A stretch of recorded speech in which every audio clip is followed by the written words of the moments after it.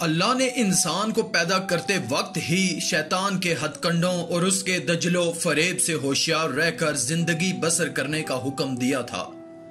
لیکن تخلیق آدم علیہ السلام سے لے کر روز قیامت تک انسان اور ابلیس کے درمیان کشمکش کا سلسلہ منقطع ہوتا دکھائی نہیں دیتا۔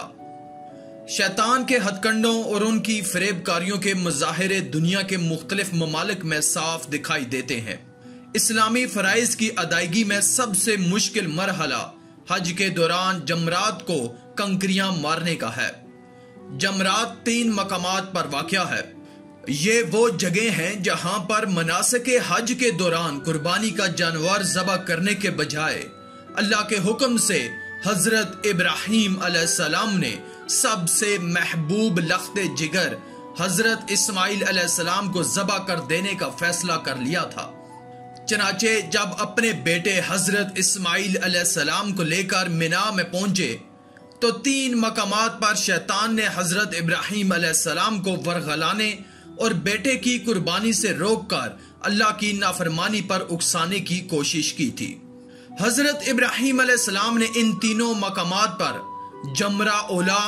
جمرہ وسطی اور جمرہ عقبہ پر شیطان کو چھوٹی چھوٹی 7 کنکریاں مار کر دفع کرنے کا اقدام کیا تھا۔ چنانچہ حضرت ابراہیم علیہ السلام نے جب اپنے لخت جگر اسماعیل علیہ السلام کو لٹا کر گردن پر چھری پھیر دینے کا فیصلہ کیا تو اللہ تعالیٰ کی طرف سے فرشتوں کے ذریعے بیٹے کی جگہ جنت سے مینڈا ذبح کر دیا گیا تھا۔ شیطان کو 3 مقامات پر 7 کنکریاں مارنے کا عمل اللہ تعالیٰ کو اس قدر پسند آیا کہ یہ عمل مناسک حج کی ادائیگی کا حصہ بنا دیا گیا، جس کے مطابق ہر سال حاجی اللہ کے احکام اور سنت ابراہیمی اور رسول اللہ صلی اللہ علیہ وآلہ وسلم کے مطابق شیطان کو کنکریاں مارتے ہیں۔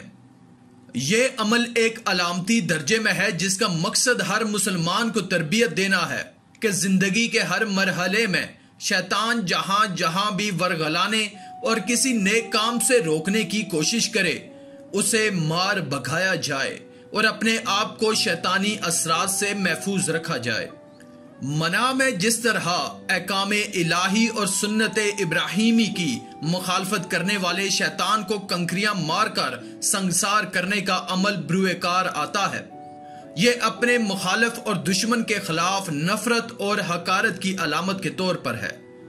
کوئی شخص بھی یہ ہرگز نہیں سمجھتا کہ اس اقدام سے شیطان یا مخالفت کا عملی طور پر سر کچلا جاتا ہے اور اس کا وجود ہمیشہ کے لیے ختم ہو جاتا ہے۔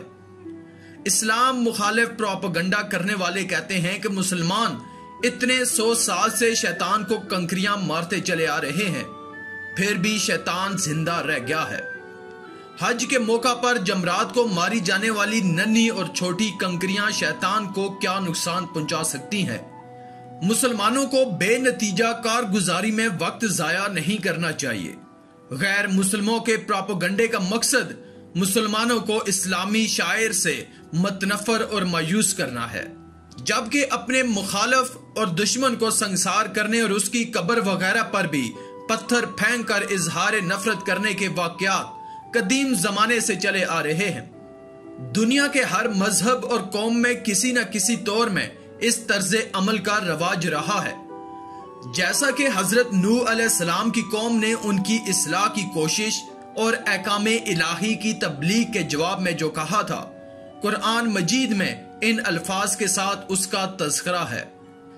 اے نوح علیہ السلام، اگر تم باز نہ آئے تو تم بھی ان لوگوں میں سے ہوگے جو سنگسار کیے گئے تھے۔ گویا مخالف کو سنگسار کر دینے اور اس پر پتھر پھینکنے کی رسم حضرت نوح علیہ السلام سے پہلے سے چلی آ رہی ہے۔ مینا میں بھی شیطانوں کو کنکریاں مارنے کا عمل اظہار نفرت و حقارت کی علامت کے ساتھ ساتھ امت مسلمہ کو عملاً ترغیب اور تربیت دیتا ہے کہ وہ زندگی میں شیطان اور ان کے چیلوں چانٹوں سے نفرت اور حقارت کا مظاہرہ کرتے رہیں اور طاغوتی طاقتوں کے حربوں سے دامن بچانے کی جدوجہد کرتے رہیں۔ نیز ہر وقت یہ حقیقت بھی پیش نظر رہنی چاہیے کہ مناسک حج کی ادائیگی کے دوران مشکل مرحلہ جمرات پر کنکریاں مارنے کا ہے اور انسانی زندگی میں بھی سب سے مشکل کام اپنے دامن کو شیطان کے شر و فتن سے محفوظ رکھنے کا ہے۔ منا کے مقام پر رمی کرنا حضرت خلیل اللہ اور رسول اللہ صلی اللہ علیہ وآلہ وسلم کی سنت اور طریقہ کار بھی ہے،